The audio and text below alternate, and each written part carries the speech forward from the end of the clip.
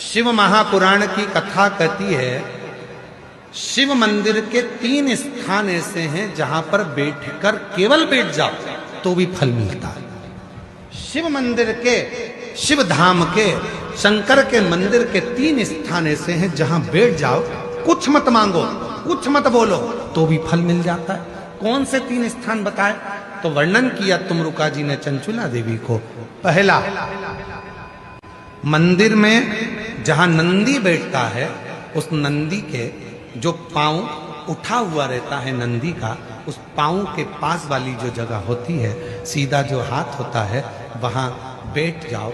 भले कुछ मत मांगो, थोड़ी देर बाबा का दर्शन कर लो, श्री शिवाय नमस्तुभ्यं कह लो, ओम नमः शिवाय कह लो, कुछ भी नहीं मांगोगे तो भी भोलेनाथ तुम्हें खाली नहीं भेजेगा।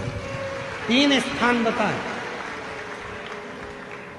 3 स्थान बताए। पहला स्थान है नंदी के पास, जो चरण उठाए। चरण उठा मतलब नंदी उस चरण के माध्यम से आपके कष्ट को मिटाने के लिए शिव को बिठाकर तुम्हारे दरवाजे तक लाए।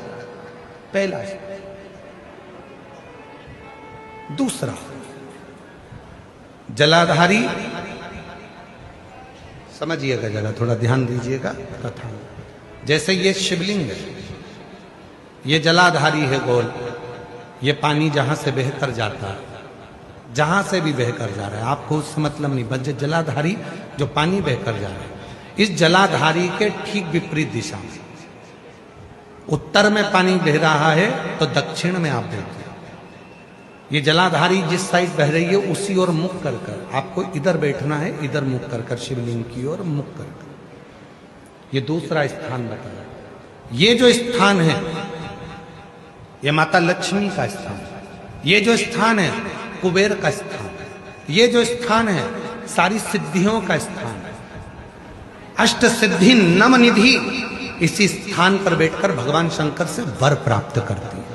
ये वो स्थान है जहां बैठकर आप कोई मंत्र भी नहीं पढ़ोगे, कुछ बोलोगे भी नहीं, बैठने पर ही आपको फल की प्राप्ति होना प्रारंभ हो जाती है।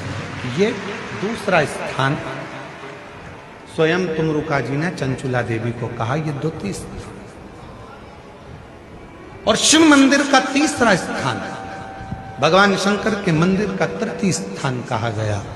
तीसरा स्थान, जब हम मंदिर से बाहर निकले और उस मंदिर से, या ओटला हो या कोई मंदिर है कोई, इसीलिए हमने देखा है कुबेरेश्वर धाम पर लोग आते हैं तो कुबेरेश्वर धाम का जो गेट होता है ना, अब तो कुबेरेश्वर धाम का 1 2 3 4 5 6 गेट हैं अब कुबेरेश्वर धाम पर। तो 6 गेट में से जो एक गेट, पहले नंबर, दूसरा नंबर, तीसरा नंबर, 4 नंबर, 5 नंबर, जिस भी गेट में से लोग अंदर आते हैं, उस गेट में से अंदर आते हैं तो सबसे पहले गेट पर दंडवत करते हैं। गेट पर दंडवत करें, वहां सोकर प्रणाम करें, 4-5 दंडवत करते हुए चले जाएंगे। कई लोगों की ऐसी आदत होती है चौराहे पे से दंडवत करते आते। कई लोगों की ऐसी आदत होती है कि वो सीहोर के रेलवे स्टेशन पर उतरेंगे और 11 किलोमीटर तक दंडवत करते हुए जाए। सबका अपना बात।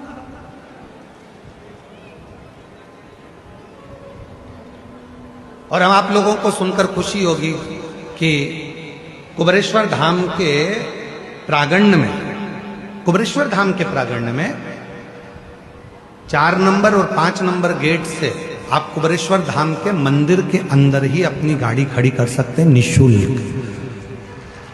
पार्किंग का कोई पैसा आपको देना नहीं, मंदिर के अंदर ही गाड़ी जाती है। बस आपको 4 नंबर 5 नंबर गेट पे पहुंचना है और वहां से मंदिर को अंदर गाड़ी को प्रवेश करो। बड़ी बड़ी बसें भी लगाने के लिए हमने वहां पर सुविधा कर दी है कि बसें अंदर खड़ी हो जाएं, सब अपना भोजन बनाए, वहीं पर खाएं। जिसको भोजन बनाना है भोजन बनाए, नहीं तो भोजन तो बाबा का भंडारा चलता है सबके लिए। कोई बस का शुल्क नहीं लगना है, तुम्हारी गाड़ियों का शुल्क नहीं लगना। मंदिर प्रांगण में 4-5 नंबर गेट से अंदर करेंगे, गाड़ियां निःशुल्क पार्किंग आपको वहां प्राप्त होगी। किसी को रुपया देने की जरूरत नहीं, 1 रुपया भी। आराम से आप लोग वहां गाड़ी खड़ी करें, रुद्राक्ष लें, खाओ पियो, बाबा के घर आयो, अपने पिता के घर आयो, भजन, कोई नहीं।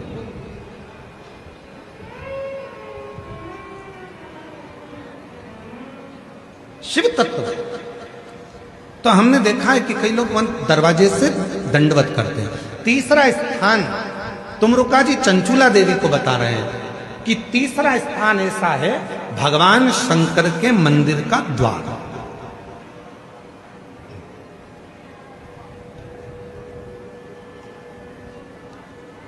शिव मंदिर का द्वार।